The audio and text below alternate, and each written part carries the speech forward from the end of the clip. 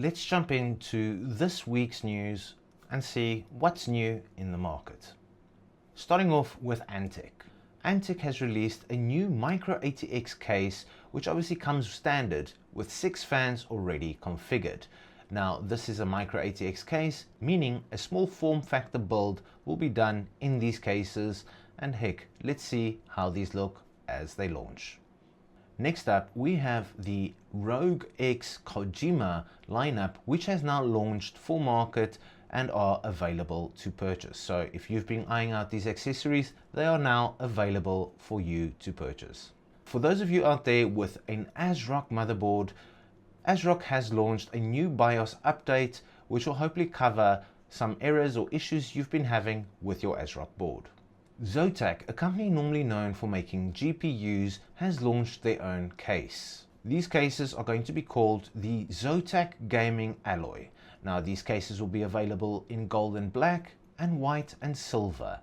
Let me know in the comments if you'll be picking up one of these cases or not. ASUS has launched a special edition tough gaming card under the RX 9070 XT version. This card is the Black Mobile 7 edition, obviously from Call of Duty. My only gripe with this card has to be the blue accents around the fans. I would really love it if these were RGB. It would give it that next level of aesthetic. FSP, a company known for making power supplies, has decided to get into the market of making ATX chassis. So if you're into FSP products or you like the aesthetic of this case, this is going to be the M580 PRO. This chassis will support BTF motherboards, so if you're looking at doing either build, whether you like to hide all your cables or you want them shown, this chassis will allow you to do both options.